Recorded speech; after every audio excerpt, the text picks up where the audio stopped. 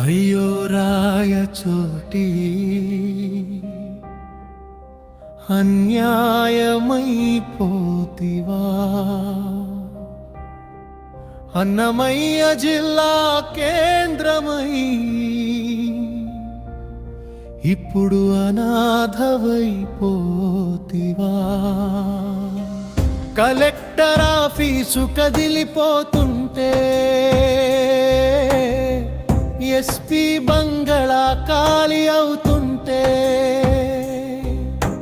రాయచోటి బిడ్డల గుండె బద్దలైపోరా మాసల సౌధం కుప్ప కూలిపోరా.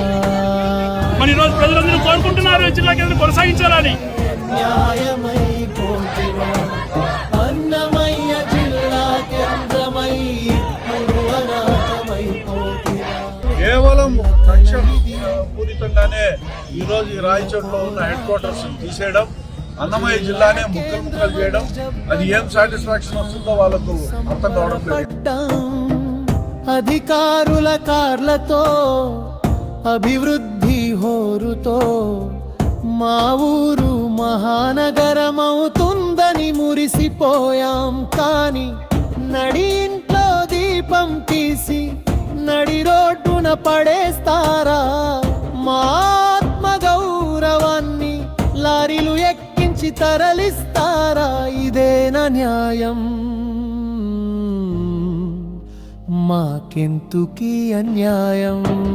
అయ్యో రాయచోటి అన్యాయమైపోతివా అన్నమయ్య జిల్లా కేంద్రమై ఇప్పుడు అనాథవైపోతివా. ఇప్పుడు మన జిల్లా వచ్చింది.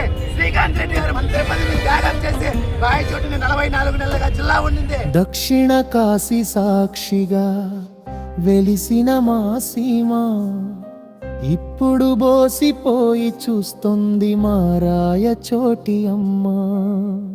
ఫైళ్ళు తరలిపోవచ్చు, ఆఫీసులు మారిపోవచ్చు, కానీ మట్టిలో పుట్టిన మాసలను ఎక్కడికి తరిమే రాయచోటి వాళ్ళ మనోభావాలు కాదా?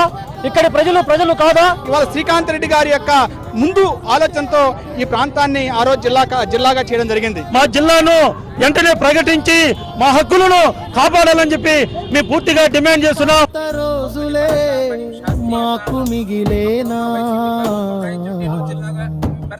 అయ్యో రాయచోటి అన్యాయమైపోతివా అన్నమయ్య జిల్లా కేంద్రమై ఇప్పుడు అనాథవైపోతివా. అన్నమయ్య నడయాడిన నేల ఇది, వీరభద్రుడు కొలువైన క్షేత్రం ఇది. అభివృద్ధికి అర్హత లేని ఊరు కాదిది. తరలిపోతున్న ప్రతి ఆఫీసు మా గుండెకో గాయం. తిరిగి రండి మా రాయచోటిని విడిచి వెళ్ళకండి. నీకు రాజకీయంగా కానీ రాయచోటి ప్రజలపైన ఏ మాత్రం చిత్తశుద్ధున్నా నువ్వు మంత్రి పదవికి కాదు ఎమ్మెల్యేకి రాజీనామా చేయి, నేను మాటిస్తున్నా. ఇది యథాతథంగా జిల్లా కొనసాగిస్తే నేను రాజకీయాల నుంచి స్వచ్ఛందంగా వైదొలుగుతా. లేదు నువ్వు రాజీనామా చేసి వస్తే నేను పోటీ చేయను. అయ్యో రాయచోటి అన్యాయమైపోతివా అన్నమయ్య జిల్లా కేంద్రమై ఇప్పుడు అనాథవైపోతివా.